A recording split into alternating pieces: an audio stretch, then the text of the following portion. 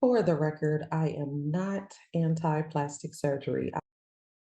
Approaching middle age, especially if you're a feminine being or a lifelong caretaker, can make you feel like you're running out of time and going crazy in the meantime.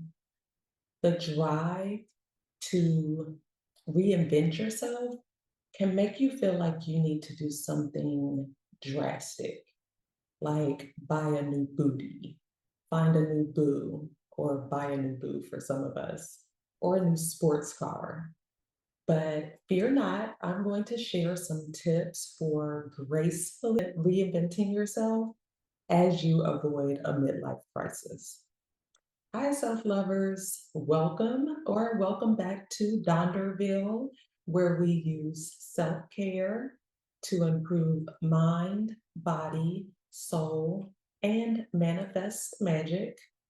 I am Donderella, and this is my real time experiment in using self care to rewrite my love story and my self love story, of course, manifest the life of my dreams, and create some everyday enchantment. If you're feeling lovely and want to share the self care love, please do. It's great for the channel and helps it grow if you like, subscribe, and engage in the comment section, especially engaging in the comment section. And that way I can bring you more content on a consistent basis, hopefully working on that, that is intended to help boost self esteem, self love, and confidence at any stage or age in life and inspire as many as possible to use self care to create their own happily ever afters or their own version of happily ever after. If you've been here before, you know that I believe in happily ever after for all, for everybody, but especially those of us who feel like late bloomers and who are just now getting around to putting ourselves first after decades of caring for others, be they our children, spouses, friends, or parents. Today, we're diving deep into a topic that many of us can relate to at some point in our lives if we're blessed, and that's recreating yourself after 40 while simultaneously avoiding a midlife crisis. Yes, so that moment when we may feel lost, unfulfilled, or overwhelmed.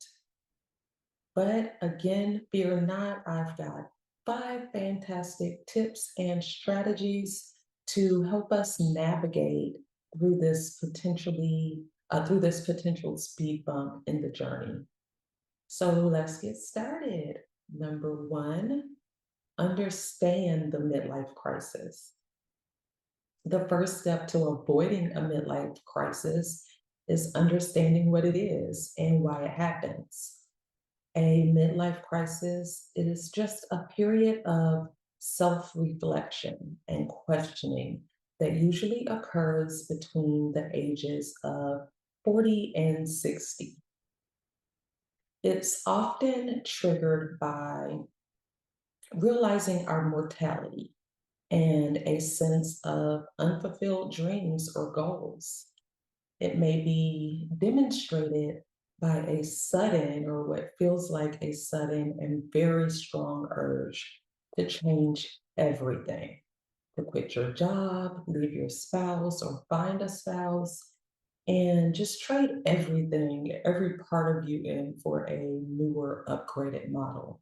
You may want to get plastic surgery, buy a supercar, or just throw your hands up and give up and cry. But don't worry, it's not a mandatory rite of passage. Number two, self reflect and set new goals. To avoid a midlife crisis, it's crucial to engage in regular self reflection and goal setting. Take some time to evaluate your current situation, both personally and professionally? Are you happy with where you are? Like truly, like nobody's listening, nobody's watching. Are you truly happy with where you are? Are there any dreams or aspirations you've neglected? Identifying areas where you can make positive changes is key. And also be gentle with yourself. No one wins in the blame game, and that goes double for when you're playing yourself. Everything happens exactly as it should, and in the universe's timing, even if that thought makes you want to smush me in the face right now. I used to get so irritated when I would hear people say that when I was just not in a place I wanted to be. But you really are right where you are supposed to be. Otherwise, you wouldn't be there. Emotional roller coaster and all. The contrast helps us clarify. At the onset of midlife, particularly, you may find that some goals have been gathering dust and cobwebs. So identify some new aspirations and set achievable goals that align with your deepest yet untapped interests and values. This could involve personal growth, career advancement, or pursuing new hobbies. When it comes to goal setting, I find it helps me to sectionalize my life. I use categories like love and relationships, career and money, and education and mindset. Those might be some good overall categories to start off with. We want to make sure we're setting SMART goals. SMART means specific, measurable, achievable, relevant, and you're going to attach realistic time frames to those goals. The bottom line is you'll increase your self trust and self integrity by consistently keeping promises to yourself over time. And you'll start to believe within yourself that you're not just saying you're going to do these things, you're actually going to do them because you've started to prove that to yourself. Number three, prioritize health and wellness. Another important aspect of avoiding a midlife crisis is taking care of your physical and mental well being. Ensure you're getting enough exercise, eating a well balanced diet, and getting enough sleep. Especially if you're a woman, we need more sleep than men do. Don't let them tell you otherwise. Additionally, make time for activities that promote relaxation and reduce stress, such as meditation, which y'all know I love, or practicing mindfulness just in general. It only takes a couple of minutes. Remember, a healthy body and mind lead to a happier life. Y'all know I can't get enough of preaching self care for all. I truly believe it to be the key to individual happiness and so ultimately world peace. I'm not over exaggerating. For me, that's been constantly involving the idea of self care.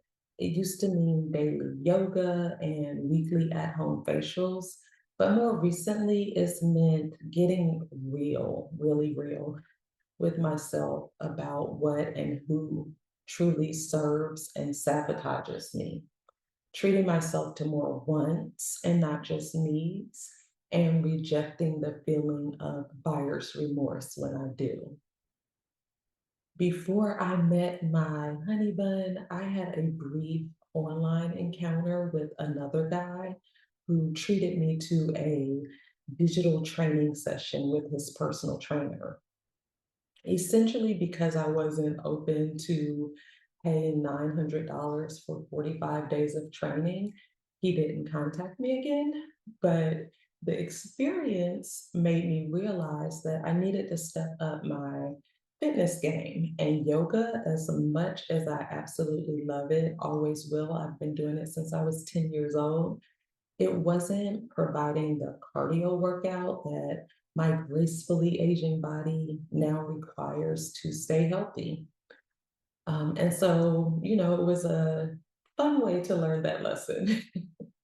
But if being healthy and well isn't part of your current norm, I'm not at all going to claim that it will be easy.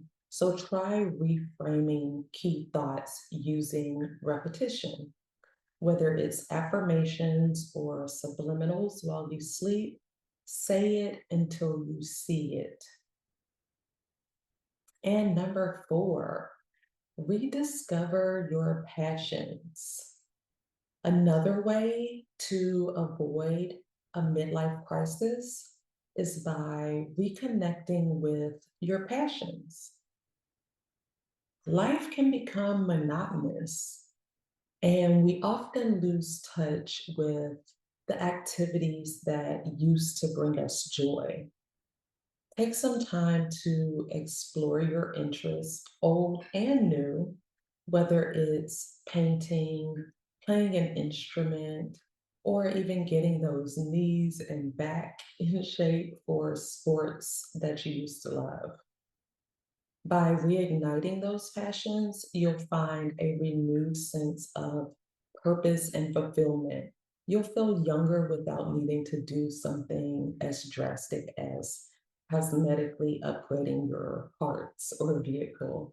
I remember when I joined a kickball team and a pole dancing class, I never felt better and more invigorated. Either way, we're more than our jobs and obligations. The most dynamic parts of our personalities typically lie in the things we do for fun or just because. And number five, cultivate relationships. This is a doozy. This doesn't mean that you have to go out and get all new friends. To cultivate means to develop and improve something. Midlife crises often make us question our relationships. So it's essential to nurture and strengthen them. And sometimes, yes, replace them. Honestly, this has been one of the hardest parts of my glow up, realizing that some of my longest relationships and friendships weren't serving me, as well as some parts of my relationship with myself and some habits. I wasn't getting a return comparable to my investment or getting back what I was putting in a lot of cases. Wholeheartedly supporting friends' businesses did not mean they did the same for mine.